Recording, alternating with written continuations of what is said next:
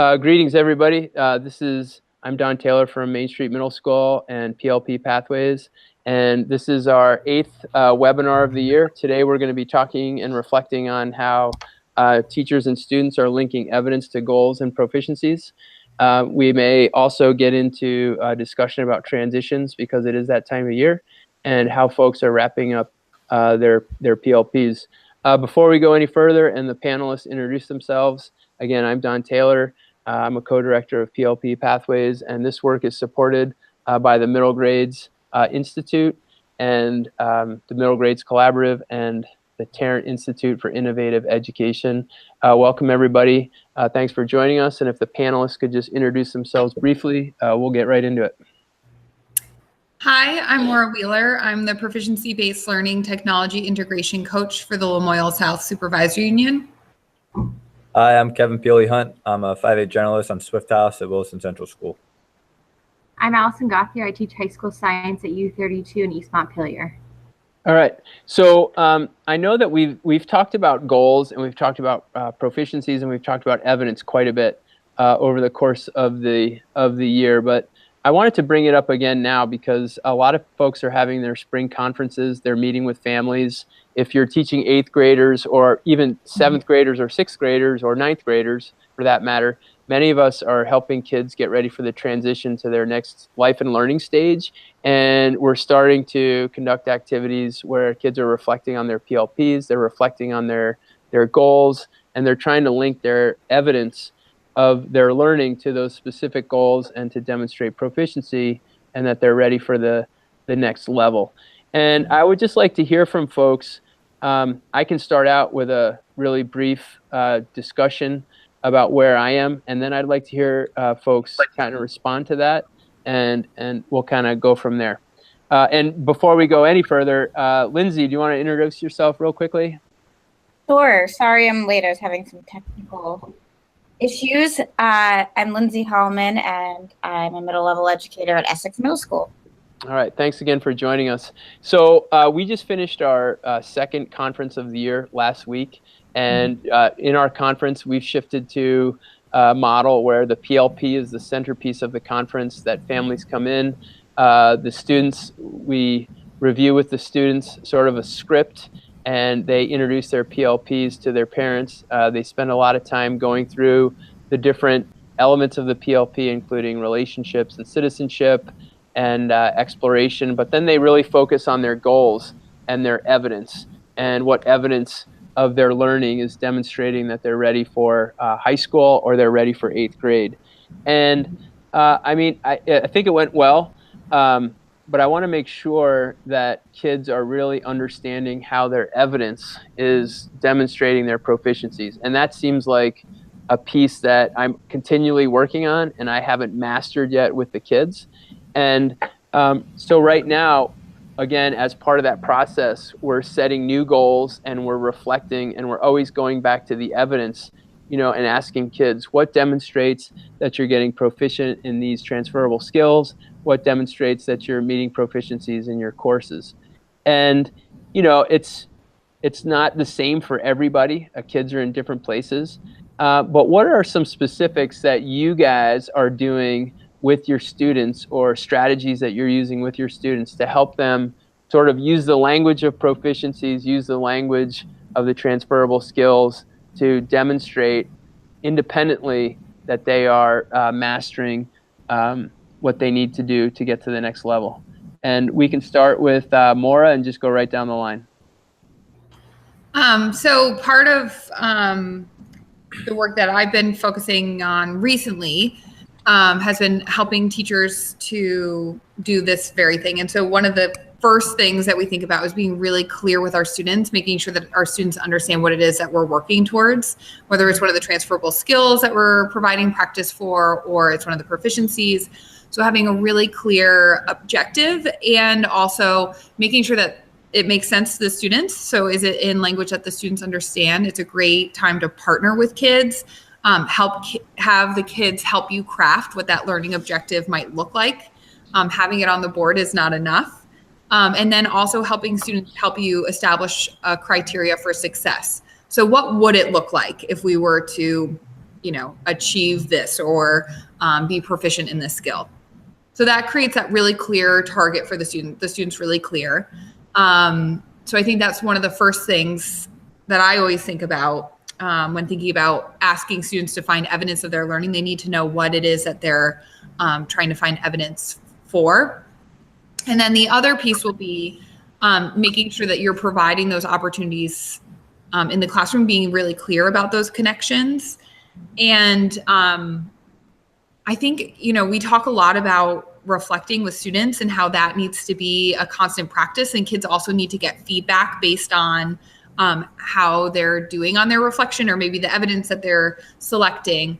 I used to scaffold it a little bit by, I would have a scale that we had been working on, let's say, and I might say, here are 5 possible pieces of evidence that we worked on in class. You might also have things from other classes or other places.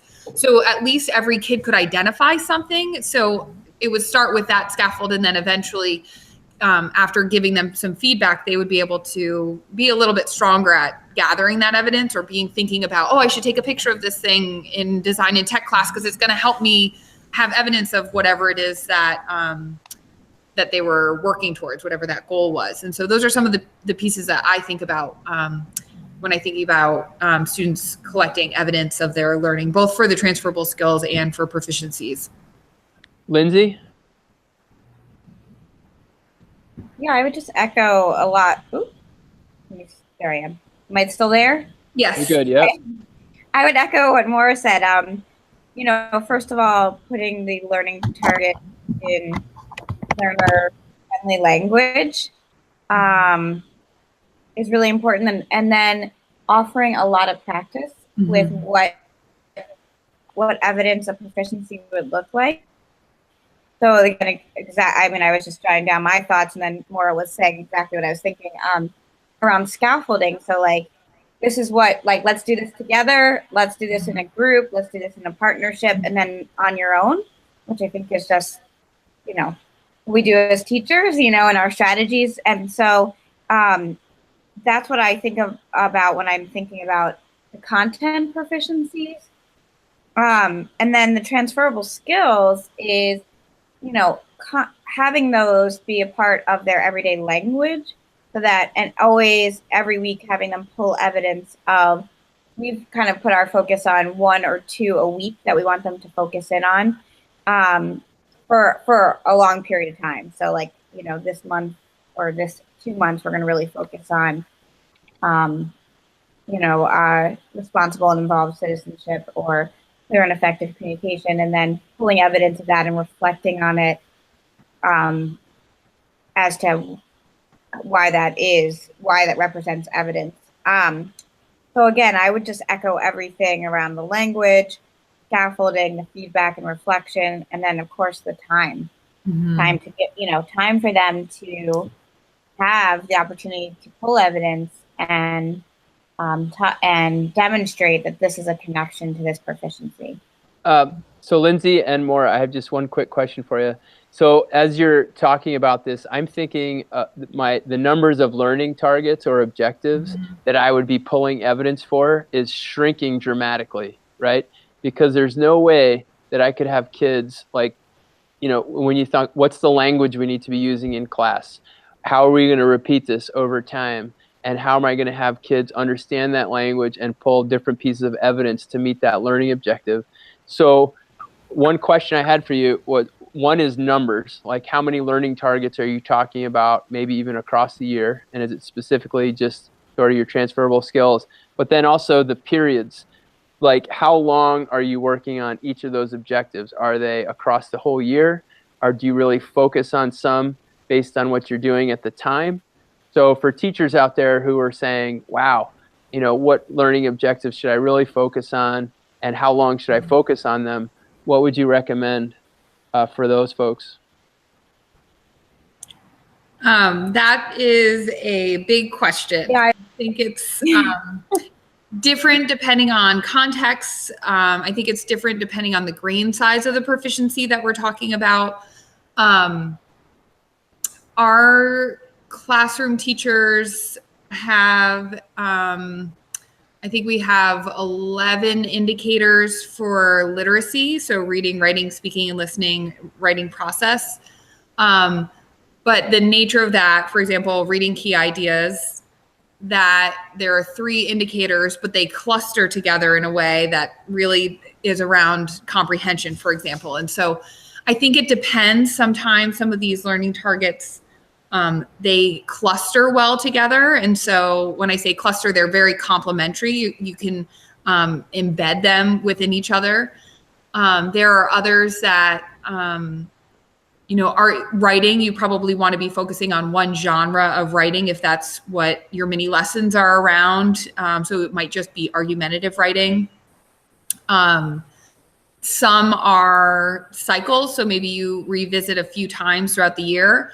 Others really may be one proficiency that you work on throughout the year. For example, reading comprehension, that's one that I really think about. You have different expectations across the year, and you have those goals and benchmarks for your kids. Whereas, another one, it might be just within one unit that you're really focused on it. So I think it really depends on how the unit, the year-long map is developed for the teacher. And I also think it depends a bit on the content area. So not a very clear answer, but it's definitely something that, as teachers, I think we're needing to consider and really think through, because that's one of the big shifts instructionally. Okay, thank you very much. I was just going to add on really quickly, I'm just going to take my science course as an example.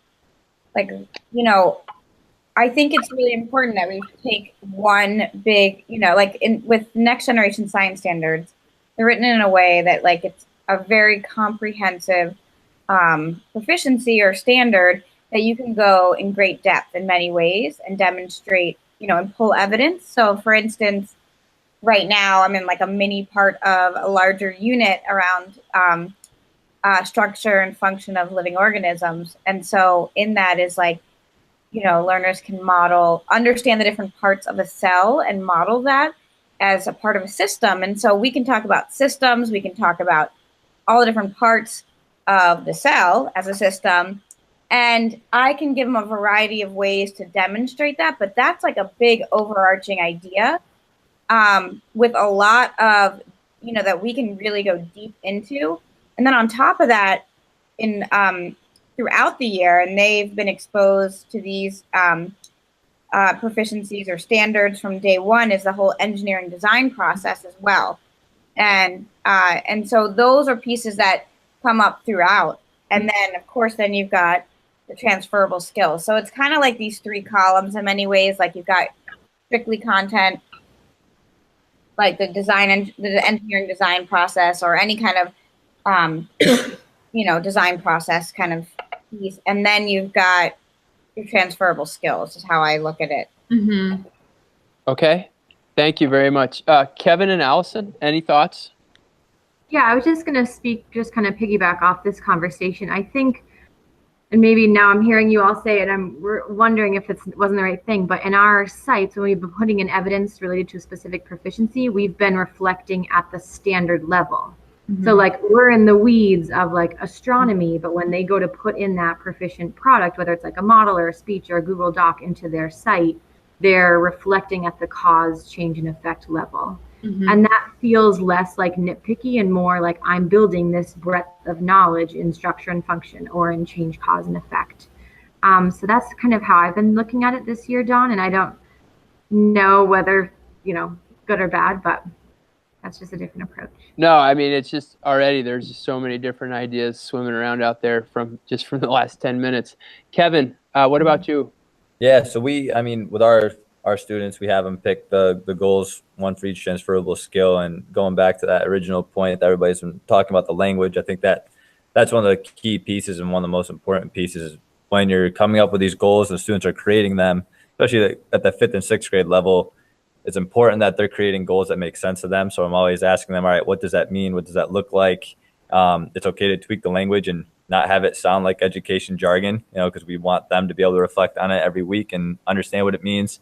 And for us, what's nice, since the goals are they're broad based on, the different transferable skills, So the evidence that they're pulling for those on a weekly basis, we give them time every week to pull evidence and do a quick reflection. They're coming from class or coming from outside of school, and it's nice to get them seeing that these skills are transferable as they're meant to be, and getting them to just jot down whenever they're putting a goal or a piece of evidence in, just jot down how it connects. That's been just life-changing for us for the conferences, because obviously the students are putting these pieces of evidence in throughout the trimester. By the time they get to their conference, they might not have seen that piece for a while, but they can read and say, oh yeah, this one math assessment showed that I was really persevering when I got stuck on this problem, and I was using some of my resources to help me out. But it's nice to get them just constantly thinking about, what does the goal mean to them? Why is it important? And these are all just reflection-based questions that we ask them, on a week-to-week basis, really. So by the time, they're coming up to their conference, we can say, all right, what's your problem-solving goal? And they can rattle it off, and they have, at least 4 pieces of evidence to show their growth. And now that we're all a standards-based system, whenever they're pulling evidence in from their academic setting, those are all based on the proficiencies too. So like, that's where our connection is if you're, getting a 3 or 4, on a learning scale, and a certain, class lesson or whatever you're doing in class assessment, and that's showing up on your PLP, to show growth in this transferable skill goal, it all ties in, it's nice to see that. So, okay. So these are all really important comments and ideas, and there's a couple that I want to go back to. So one of them is, it sounds like, so one thing, first of all, that I want to give kudos to is Lindsay and Kevin. I think you guys were talking about weekly goals where you have on a Monday, and maybe you all do this, but where on a Monday meeting, you have the kids set like a goal for the week, and then on a Friday, they review and reflect on that goal. And then they also do the emails, right? So I've started doing that in my practice. And now what I'm trying to do is, kids aren't always connecting that weekly goal to their bigger trimester goals. And so we're trying to make it so that the kids are reflecting and pulling evidence so that they can show proficiency in those goals. But I think also what Morris said is that you have to be clear about what your learning objectives are specifically, so that kids understand that. And when you say, hey, can you pull evidence towards this goal, they know exactly what you're talking about. But there's just a couple things that I want to go back to. And my first question is for Lindsay, which is the design process. Are you telling me that that's important enough now that you're including that as like a major part of your program? And how is that looking? And how would a kid be experiencing that in your program? Well, I think it's always been a part, but I feel like it's very much reflected in the next generation science standards. Right. You'll see that very much reflected in the language, as well as the language of project-based learning, and the cycle of inquiry, whatever you want to call it, and so yeah, I mean, that's always been a foundation of everything. Like, it starts with whether it's project-based learning, where you start with a question and you get into research, and then you're creating an action plan and goals, and you're reaching out to the community, and you're creating some kind of product, and then you're reflecting throughout the whole process, and then you're going back to that original question, and it might come up with a new question. So, I mean, I think the same thing that we do as practitioners with action research is what we want our students to be really strong in, is developing good questions. The design, the engineering design process is a lot about both developing questions, but then also like coming up with plans and designs, and then creating and evaluating, testing, and then improving upon. So can I ask you real quick, when you ask kids to pull evidence of their design process, are you saying, okay, guys, I want you to pull evidence of your design thinking? Or do you say, I want you to pull evidence of the different elements that you were just talking about within the design thinking? Yeah, I think breaking it down into like, okay, because like in the next generation science standard language, also found within the transferable skills as well, like when you informed and integrative thinking or whatever, so I think we break it down. So because otherwise it's too big. So can design, a solution to a problem, can analyze data, can test, and then reflect, and then redesign. The redesign piece is really big. So, but that doesn't mean it just has to be in science, because that same process can be, any kind of project. You can use that same idea in any kind of project. It doesn't have to be the scientific process. So, but it's broken into those little pieces. And I think that the language of Common Core, like when you look at Common Core language in our learning targets and the language in our next generation science standards and C3, you can find that those same words, those verbs are all there, and so it's like using that as part of your process. And, we look at that as a cycle, and that image is, taught from like the day one about the cycle and the design process and how we think also as human beings. So I think you can extract that language from all of our standards, our proficiencies, our learning targets, because those verbs are all there, the strong verbs, but we might all look at it a little differently or call it something different. Right. Well, I'm just, also the state has adopted the C3 standards in social studies, which are all about compelling questions and inquiry. But I'm also just thinking back to the original question, which is the numbers of learning objectives, and how do you, boil down the design process to a few really key ideas, or, the learning targets from whatever standards you want to pull from, and then work on teaching that with kids, right? And what's that going to look like? So Allison, what about you? How have you found pulling when you talked about the NGSS a little bit before, how many groups of objectives are there, and how are you managing the number of objectives in science to get evidence for your kids? Yeah, that's exactly why when we're reflecting on the standard level, because that level is just so nitty gritty, right? Instead of reflecting on analyzing data and your engineering design process and your solution, if you're simply talking about engineering as a whole, that's a much more holistic reflection than if you're nitty gritty, oh, I was developing because I didn't get this and this, but then on this part I was proficient. That's just the weeds. Whereas if they are on the standard level, the reflections are much better. Okay, so you have found that the reflections, by keeping them sort of at that standard level, they've been more effective for you? And that might go into maybe it's not, and I'm reflecting, maybe it's not student friendly language. So that's why they don't feel as comfortable reflecting on the PI. Maybe that's why I found more success reflecting on the standard level, because at the indicator, it's written by me. And maybe that's not that isn't happening. Okay, and Maura, I guess, and Kevin, what are your thoughts? I think, as I'm hearing this, I think this is one of those instances where when we talk about grain size, that's what we're really talking about. And so, we have our classroom level objectives, which are in that student-friendly language, which are at that small, sort of that smallest grain size level. And then we might have a reporting statement, which might be more of a performance indicator depending on the genre. So that would be the next level. And then we might have our graduation domains, which depending on how your school reports, could be your reporting statement, or it could be the umbrella that houses everything. And so I think as we're talking about grain sizes, it's so important that we make those connections for kids. So just as Allison is saying, and I think she's right on that, she's going to have her kids reflect on engineering. However, they're going to be working on these smaller classroom level, the small grain size in the classroom, because that's how we build our learning sequences for kids. But our kids need to know what we're asking them to do today is connected to engineering, and this is how.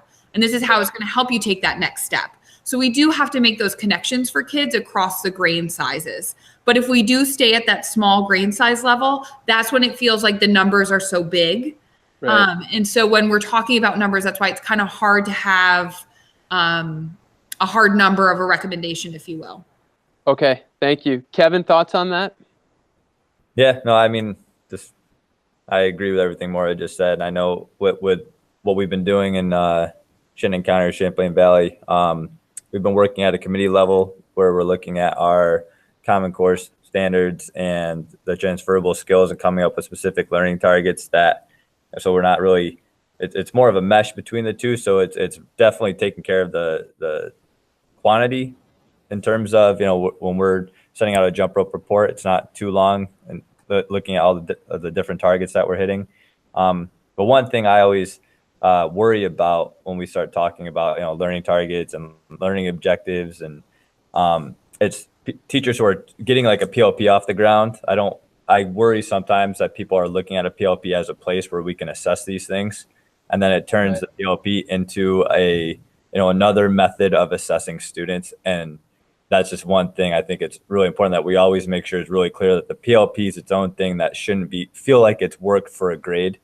And it's okay to keep them separate, but at the same time have them influence each other. It's that finding that that fine line there to make sure everything's integrated, but you're not saying, okay, I'm grading you on this, or you have to have, this learning objective in your PLP. So I feel like that's just such a balancing act we have to do as educators to make sure we're not turning a PLP into a form of assessment.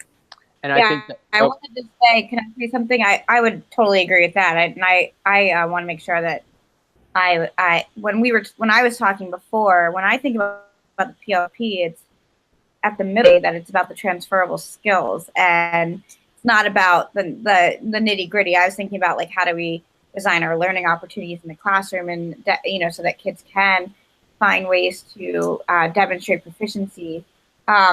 But I absolutely agree with Kevin that it's, that is not a place for assessment. It's a place for them to pull evidence, because the transferable skills are going to be with them their whole life in school. And so that's for them to see growth over time in those, domains. And so, and that's really where they are thinking about what is a good piece of evidence for this, where they are choosing, not having the educator choose or say this. We might provide some like Maura was saying earlier, like, here's 5 different things that would be good use of, that would be good indicators of clear and effective communication for the week. But you might have something else that you want to put in there.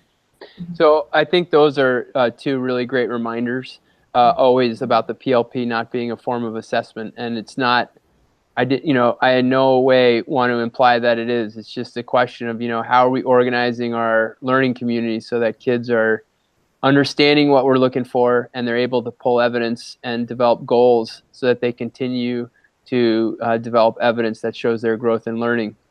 And again, as always, you guys make some amazing points that just continue to keep me thinking. One of the issues, I want to move on now to just another issue that Maura had mentioned, which is transitions. And I just want to talk about this for a little bit, but many of us are in schools or in programs where kids are transitioning either from 8th grade to high school, or maybe even just 7th to 8th grade. And how are people dealing with like transitions? Do you have systems in place? I know a lot of schools kind of do okay, our kids are going to go over for one day, and then that's it, and then they show up on, the first day of school. But how do you guys, in a nutshell, handle transitions, and what does that look like? We're now, even though it doesn't feel like it, we're now in the middle of April. We have just a few, weeks really left with our kids. And so how are you guys transitioning your students to that next level? And why don't we start with Allison this time? Sure, not a huge transition. The 9th graders move into as sophomores. Last year, we met with the 9th grade and 10th grader on teams. So same 4 teachers have half of the students on each team, and they go and they move together as a team, for better or for worse. So we had that transition meeting where the teachers could hear, about the progress. And this year we're trying something new. At the end of May, we're going to do a celebration of learning as kind of this transition, so that sophomore teachers can come and watch their Google Site presentations and hear about who they are and their progress this year. So we're piloting that this year. I'm not sure how it's going to work, but I see that as part of the transition to 10th grade. Awesome. Lindsay. So we have, we're a 6-8 school. We have straight 6th grade teams, and then 7th and 8th grade looping teams. And in the 8th grade year, around, I think it's around January. I currently have 7th graders, but around January they start meeting both with, they have like trips to the high school comes here, they meet with our guidance counselor, and they start thinking about the opportunities that are available to them at the high school, and course selection. You have like the extracurriculars come and share. They have a number of different days where they go there, they come here. There's a lot of back and forth, and then they have an orientation day before the rest of the school begins. It's a big transition because we actually are moving buildings and into a really large building from 8th grade to 9th grade. But I think that they spend a good half of their 8th grade year starting to build towards that, transition, and having meetings and really connecting the kids with the opportunities that they can explore when they get to high school. Okay, thank you. Maura? At People's Academy middle level, one of the things that we always did at the end of the year is we would have, we called it our PLP showcase, but we used the PLP as a way to sort of frame the transition conversations that were happening. So for example, last year, our 8th graders, when they went to 9th grade, we did all these different steps getting them ready. But what they did is they actually went to their TA that they were a part of. And we have multi-age TAs in the high school, and they shared their parts of their PLP or something that they were proud of with their TA teacher and a few members of their TA that they would be in the next year, sort of to get to know each other. And we would also have, if let's say you taught 7th and 8th grade, this incoming 6th graders would come and join your TA with their PLPs and meet with a PLP partner and the teacher and sort of get to know each other that way. And so really thinking about, I think we talk a lot about having authentic audiences for our kids, and especially with the PLP, trying to get them in front of people, just sort of, kids put so much into them and they're so personal. And so really making sure that we're creating avenues for us to honor that. And I think transitions are a nice way to think about doing that. All right. And again, in our prior to the call, Maura and I were just talking about how important those transitions are, or Kevin and I were also doing that because my daughter is transitioning. And, are we also addressing some of the emotional issues that are happening with the, with the transitions? Not only, it's a bigger building, but there's also different issues that they're going to be dealing with. And are we, making sure that we're helping these kids, emotionally make that transition? Because like for my kid, she's really going to miss some of the things that she's been at a school for 3 years. She's going to miss familiar faces. She's going to miss routines. She's going to miss, the library. And how do you make sure that kids going to the next level start to develop that level of comfort? And I mean, it sounds like Lindsay, that's way more contact than our kids have with the 9th grade. And I just wonder how we can continue to think about that as part of the PLP, part of the transition, part of the Act 77 process, making sure that, and especially making sure that kids who have a wide range of interests that we've seen develop through those PLPs can be met at the next level, or that we're passing along that information. And that's really good feedback.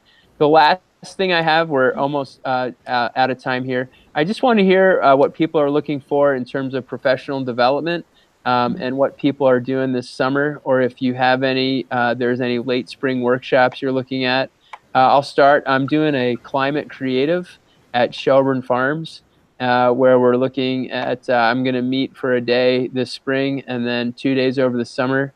And I believe it's in conjunction with artists that Shelburne Farm has brought together to teach climate issues and sustainability issues. And so I'm looking forward to that. And one of the reasons Lindsay has really gotten my attention with the United Nations Sustainable Development Goals. And I'm seeing more and more teachers are using those and that framework. And, to me, that fits in really nicely with the design thinking and the project-based learning with authentic audiences and presenting real problems and solving them. So hopefully that climate creative is, you know, I'm going to try and, those are some of the same people who are working on the, you know, Jen Cirillo from the Cultivating Pathways to Sustainability, along with Lindsay. And hopefully that work is going to dovetail. And that's something I'm really looking forward to. And then just to remind people out there, the Middle Grades Institute, June 25th through the 29th, registration's open. What are other people seeing out there that they're interested in or that they would recommend for teachers who continue to work on Act 77 and implementing it in their classrooms? This past weekend, actually on Saturday, I went to the ECE T2 Conference, Vermont and New Hampshire, run by teachers for teachers. That was amazing in terms of kind of like the leadership that it takes to navigate change and different initiatives coming through. Just a phenomenal speakers, National Teachers of the Year, Vermont, New Hampshire Teachers of the Year, really great think tank, reflection tank. And then this summer, I'll be finishing up my St. Michael's Master's in Curriculum. I cannot say enough about how how nice it has been to collaborate with teachers from around the state who are going kind of like this, but on just a more sustained scale, teachers going through all the same initiatives and working it out together. Awesome. Lindsay? Yeah, I mean, I'm thinking about a course being offered through UVM this summer called Equity, Education, and Learning. And is that with Rebecca Haslam? It's not with Rebecca, but she's offering a course at St. Mike's. Right, So I highly recommend that people take that. It might be during middle grades. I'm not quite sure. Okay. I did see her post something, and but this is actually with a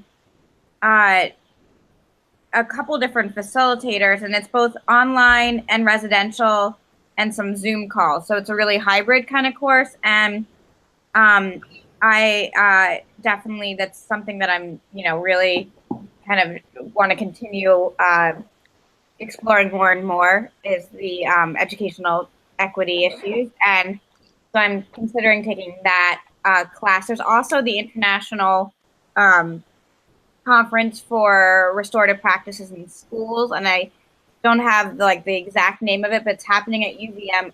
Also, actually, the week of, I can tell you the exact name, 2018 International Restorative Justice Conference, Global Unity and Healing. It's at UVM, being held at UVM, and it's the same week of middle grades, but kind of at the tail end, June 28th through 30th. So if people are interested in restorative practices in school, restorative justice, that's happening. And then there's also the international, I'm not going to get it right, but the International Conference on the Amplification of Student Voice. That's Up for Learning, co-sponsors it. It's at UVM. Also happening the week of the Middle Grades Institute. But I've gone in the past when it wasn't, and it's an excellent place to collaborate with people from all over the world around youth-adult partnerships and student voice. Awesome. Maura? I just want to echo sort of what everyone's saying. I don't have any additional courses, but Dynamic Landscapes is happening at the end of May. Yep. If that's something that you've never been to before, it can be nice to go, especially if you're getting your feet wet with technology integration and just some different pieces. It's a good way to end the year on a reflective note and also think about some things to do for the future. So I would say that, and then everyone I'm talking to, encouraging them to sign up for Middle Grades Institute. Yeah, I mean, I'm excited for the summer whenever it comes. I'm telling you what, you see the weather, it's still like snowing. We could still be skiing. Yeah. Right? But thank you very much, everybody, for all the work that you're doing. Really appreciate it. And know that you guys are just real models for the teachers out there. And I'm pointing other teachers in your direction because you're doing great work, and I very much appreciate it. Also, thanks to the Tarrant Institute and the Middle Grades Collaborative for their work. Our next webinar is May 17th, which is a Thursday, and hopefully by that time we'll have temperature above 50 degrees. There'll be green on the trees, and we'll all be happy and warm. Okay? Thank you, everybody. Take care. Bye now. Bye.